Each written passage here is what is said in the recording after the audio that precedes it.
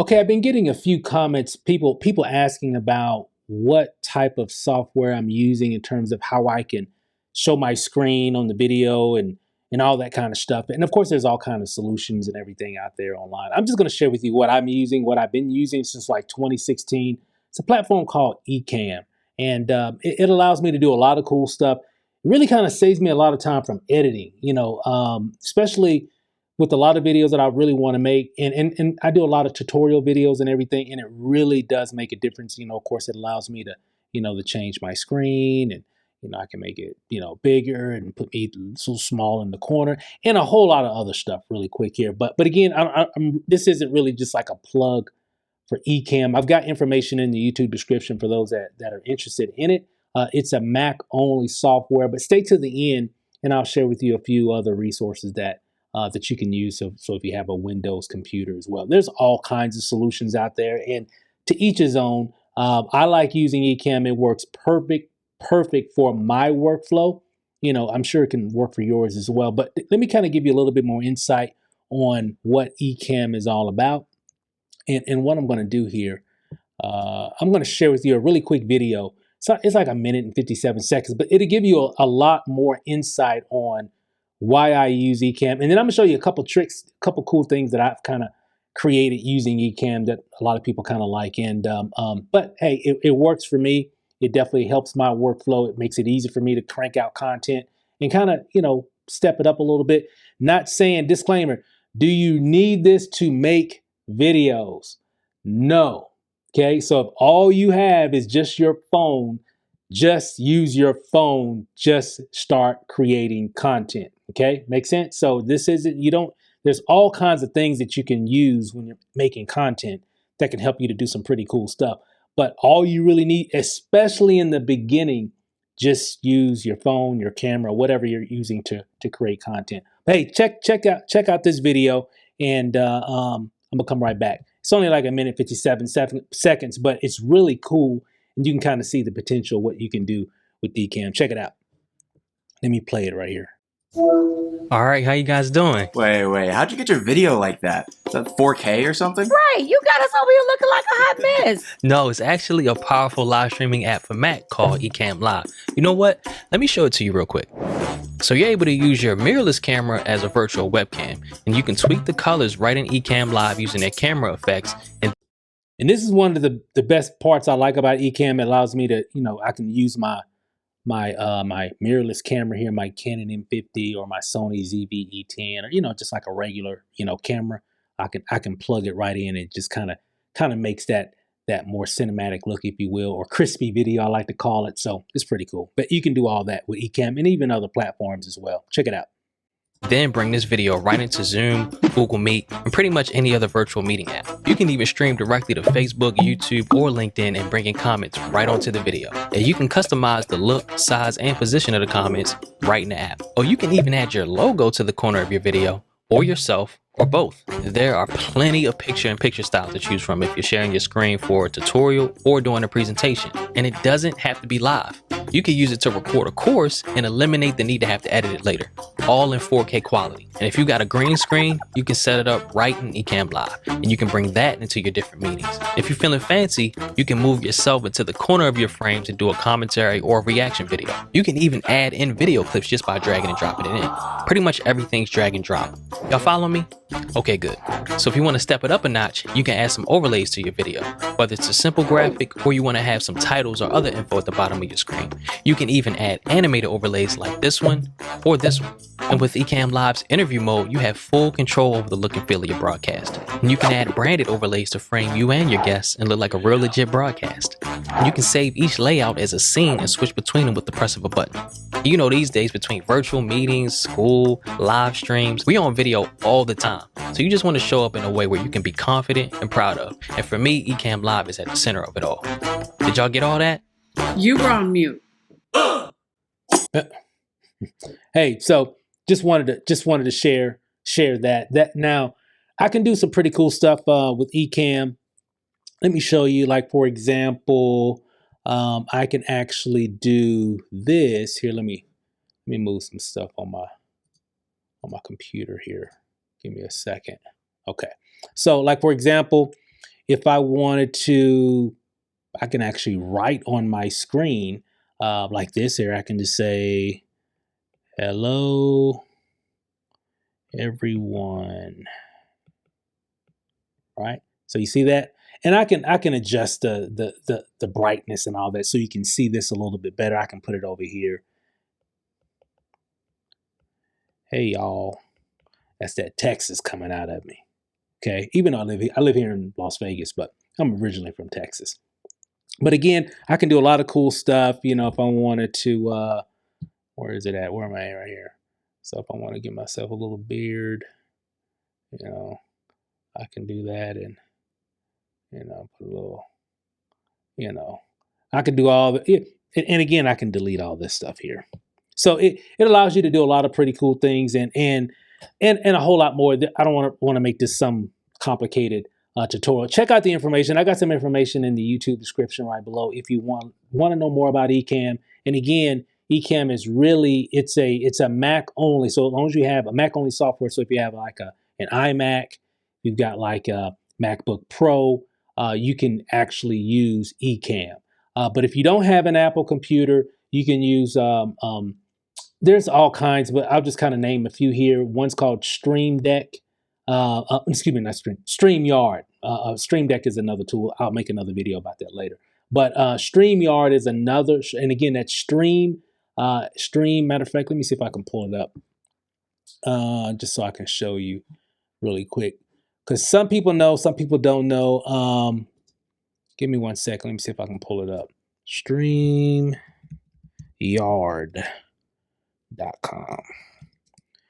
It basically it does the same thing. It's another great. I've actually used this platform a lot over the years as well. And let me it's trying to log me in. Okay, there we go. Perfect.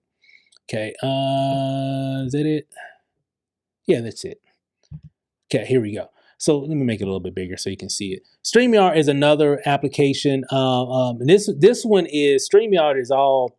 It's all online. It's in the cloud, so you don't have to download any software. Ecamm, you have to download it to your computer, but of course, or to your Mac, if you will.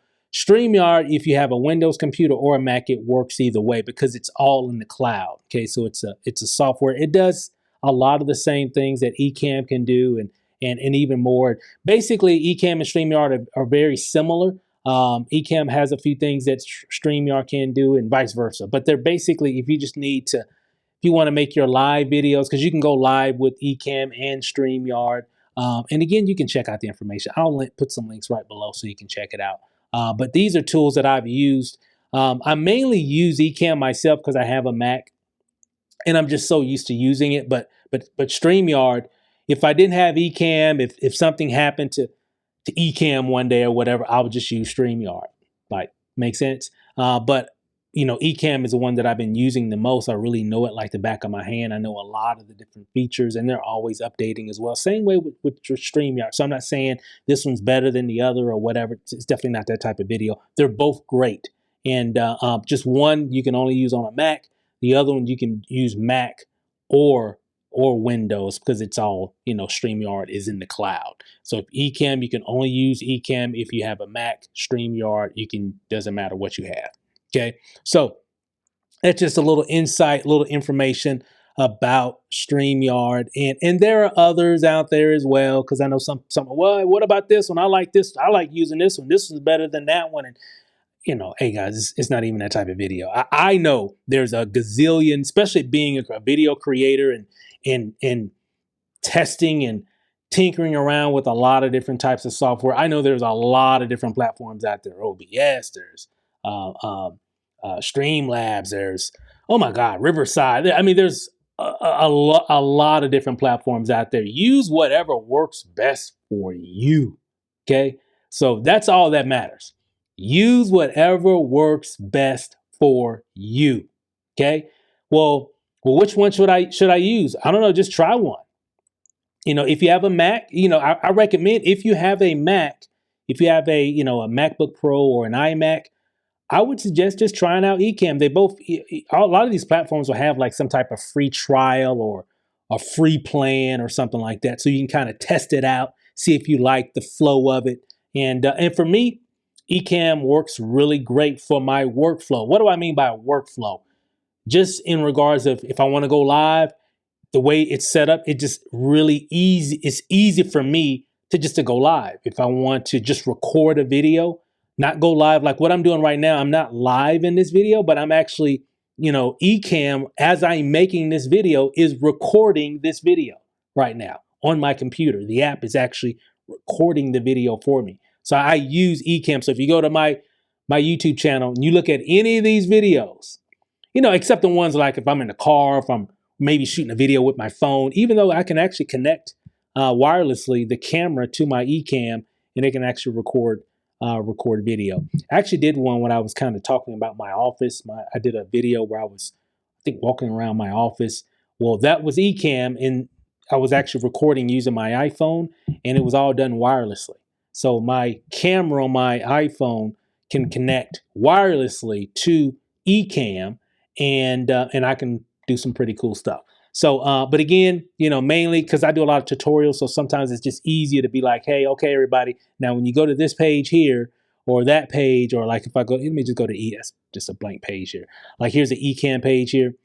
So if I need to kind of share something or whatever, and I want to come back, boom, I could just come back like this, or I can go boom, go right back to it, or boom, or I can just come like a different type of scene. I can do something like this. So it just really, really easy for me to, and I'm just pressing buttons on another tool that I use called Stream Deck. I'll make another video about that. I don't want to complicate, anybody, but I would say this, when it comes to making content, especially video content, and especially, that's why I always think it's really important if you can, everybody won't have this capability. I think most people will have some place. And I made a video about this talking about you really need to have one place where you can really, you need to have a main place where you shoot most of your videos that's already set up, if you can. For me, the setup, reason why I make a lot of my videos in this setting is because it's already set up. All I gotta do is just sit down and hit record. Okay, everything is the lights are everything's already set up, so it just makes it easy. Everybody won't have that type of setting, but if you do, these type of platforms are really great. Like if you're going live or if you're just recording, videos like this where you're just talking, or maybe you're doing tutorial videos and showing people how to do different things. These type of platforms can help because it can kind of give you a little bit more, it can create a different dynamic in your video if you need to. But like I keep saying, you don't have to have this stuff to start making content. I didn't have any of this stuff. What I'm doing right now, I didn't have any of this stuff. Okay, when I first started, all I had was a camera. You know what was funny? I remember when I first started really making videos a lot. I had a little section in my bedroom. And it was like, you had your bedroom, right? And then there was like a little cubby section or whatever. And I put up like a little green screen. This is like in 2012, mind you. All right, it's like way back in the day. And so I just and it wasn't anything fancy. And I had like my little camcorder that I still have that doesn't work anymore actually. But I have a little camcorder, and I would start making my videos like this. And I was sitting on a stool, and the lights that I was using, because in the bedroom it wasn't enough light, so it kind of the lighting kind of looked dark initially. So I said I need more light. So I went to Walmart and bought like these little hot ass lights.